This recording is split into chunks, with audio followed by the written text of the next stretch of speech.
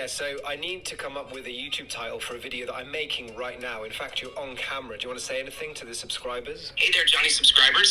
Thanks for tuning in. You're in for some awesome tips and insights today. Keep supporting and enjoy the content. For the title, what's the video about?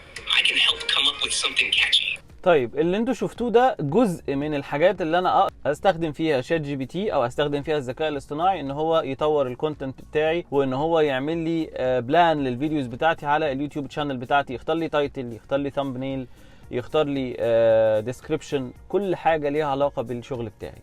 ده كان جزء صغير من اللي انت تقدر تعمله مع شات جي بي تي. ازاي اقدر اصلا اكلم شات جي بي تي؟ ازاي اقدر اطلع منه باكبر كم ممكن من المعلومات؟ في كذا حاجه اقدر من خلالها اتعلم ان انا اتكلم مع شات جي بي تي، تلخص كلها في حاجه اسمها البرومبت انجينيرنج. باختصار هو الطريقه او اللغه اللي اقدر من خلالها ان انا اتكلم مع ادوات الذكاء الاصطناعي، واهمهم واشهرهم شات جي بي تي. في حاجات بقى جوه برومبت انجينيرنج لازم تعرفها عشان تعرف تتكلم مع شات جي بي تي. في عندنا حاجه اسمها الريس فريم ورك، كل حرف من الكلمه دي بيدل على حاجه معينه. وكمان عندنا حاجه اسمها PARE فريم ورك.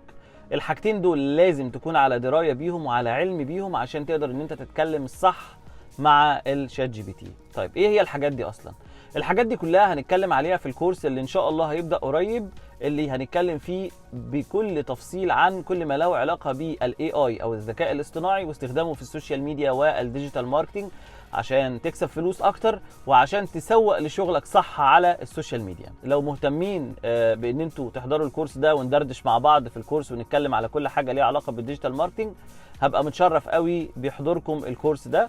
ابعتوا لي مسجز على الدي ام في كل الاكونتس بتاعتي، وتيم السيلز هيرد عليكم في اسرع وقت وهيقول لكم الكورس يحتوي على ايه بالظبط وهيبدا امتى. بشكركم قوي وبشكر متابعتكم.